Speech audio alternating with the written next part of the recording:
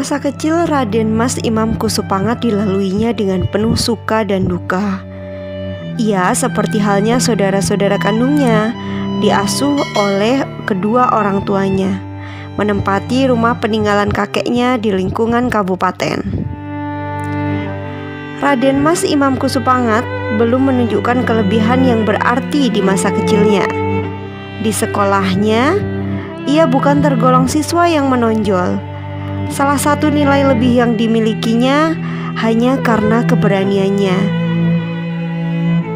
Ia sendiri semenjak kecil sudah dikenal sebagai seorang bocah yang jujur dan suka membela dan menolong teman-temannya.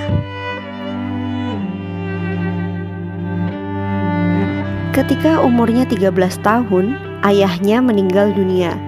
Raden Mas Imam Kusupangat diasuh oleh ibundanya Raden Ayu Kusmiatun Ambarkusensi. Ibundanya sering mendongeng tentang para pahlawan, termasuk kakek moyangnya dan almarhum suaminya, yang merupakan bangsawan yang pola hidupnya sederhana, sekaligus memberi petuah kepada anak-anaknya tentang tata krama pergaulan, manembah atau bertakwa kepada Tuhan Yang Maha Esa, hingga tentang berbudi luhur dan mesubrata. Benih luhur nasihat yang ditanam ibundanya mengakar kuat dalam jiwa Raden Mas Imam Kusupangat. Ia dikenal sebagai si kecil Aryo. Kemudian ia bertumbuh dan berkembang menjadi remaja gagah dan tampan.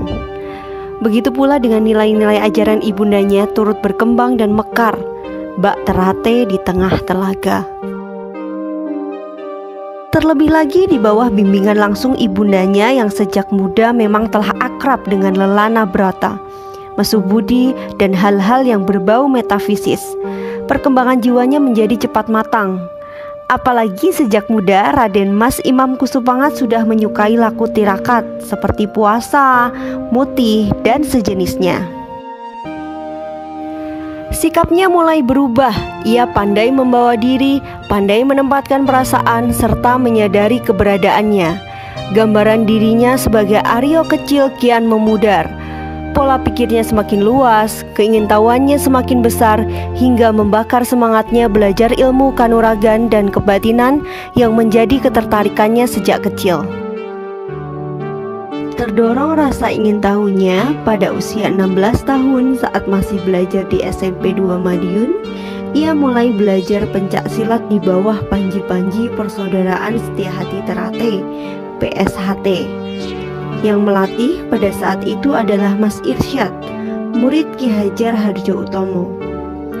5 tahun kemudian, yaitu pada tahun 1959 setelah tamat SMA Nasional Madiun, ia berhasil menyelesaikan pelajarannya di PSHT dan menyandang gelar pendekar tingkat 1, yang menjadi sepenggal jawaban atas rasa keingintahuannya terhadap ilmu kanuragan.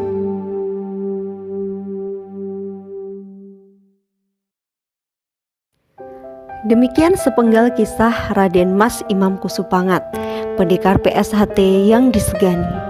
Jasadnya membumi, namanya abadi. Lalu siapakah penerus kehebatan beliau? Atau kita hanya bisa berdiri di balik nama besarnya saja? Salam persaudaraan.